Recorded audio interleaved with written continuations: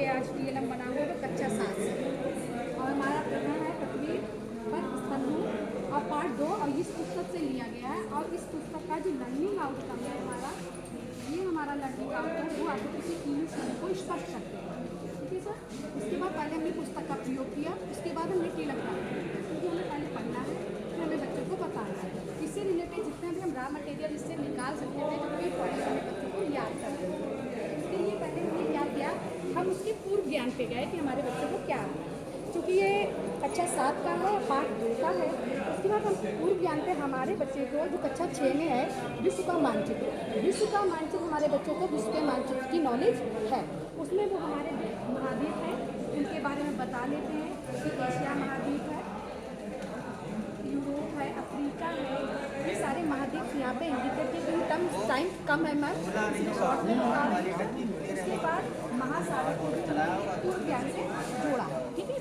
उसके बाद मैम क्या होता है कि जब हम आते हैं तो हमें अपना लर्निंग आउटकम क्लियर करना होता है। तो शिक्षा अधिगम पर भू आकृतियों के तीनों श्रेणियों को स्पष्ट करते हैं। तो इसमें ये पता होना चाहिए कि तीनों श्रेणियाँ हैं कौन सी। प्रथम श्रेणी में हमारे महाद्वीप आते हैं, महासागरीय और देशीय आते। तो ये तो एक चीज़ क्लियर हो गई हमारा, ये मैम पूर्व ज्ञान से ही हमारा एक क्लियर हो गया है।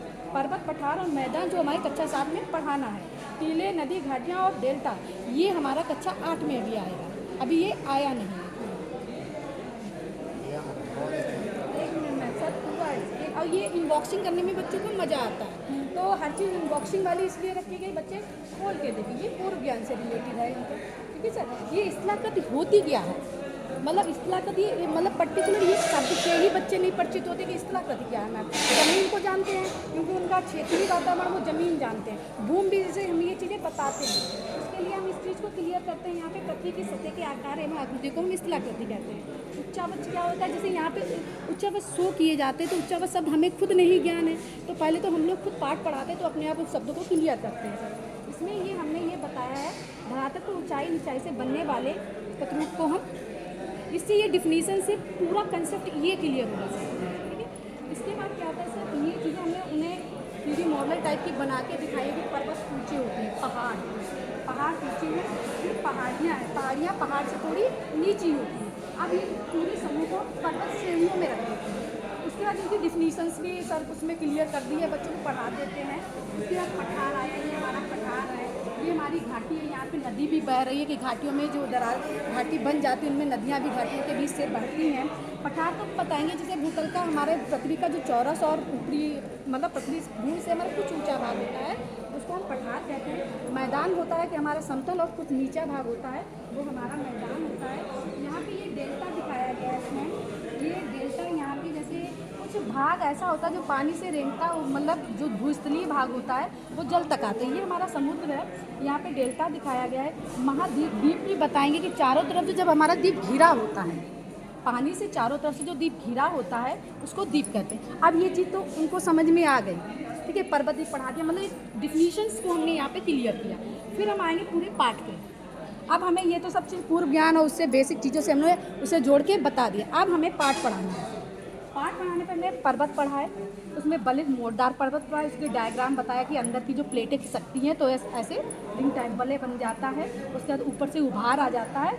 उसके बाद हमारे विश्व में कौन कौन से पर्वत हैं वो दिखाए हुए हैं। उसके भ्रंश घाटी जैसे प्लेटें जो खिसकती हैं हमारी पृथ्वी के अंदर तो दरारें बन जाती हैं, ये चीज़ शो करने की कोशिश की है, थोड़ा हमने मतलब इसमें हो नहीं पाया मैम। फिर उसके बाद ये हमने उसमें विश्व के जो पर्वत है, फिर भारत में कौन सा भ्रंश पर्वत का प्रमुख उदाहरण है, तो पश्चिमी घाट का ही एक उदाहरण है जो हमारे भारत में है।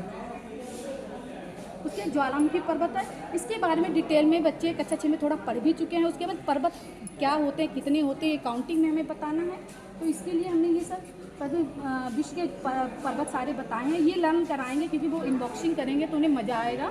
ये पठार के बारे में सर अभी बताया था, विश्व के पठारों के बारे में हमने दे रखा है। ये हमने मैदान और इनकी पूरी जो की पॉइंट्स हैं जो बच्चों को याद हों। उसके बाद ये तो सब सीख लिया बच्चे ने, अब आता है करके देखना कि अब बच्चा करके कैसे देखेगा। तो हमने एक गतिविधि ली है इसमें ज्वालामुखी की। अब बच्चा कह रहे मैम ये समझ में नहीं आ रहा क्या है, ज्वालामुखी लिख दिया। तो हमने कहा बच्चा ये ज्वालामुखी होता है, ऐसा होता है कि ये ज़मीन में पॉइंट्स होते हैं, उससे लावा निकलते आता है, अब वो इकट्ठा हो जाता है। अब मैं कर तो मैम समझ में तो आ नहीं रहा है, तो हमने उसको पहले ये हटाया इसको।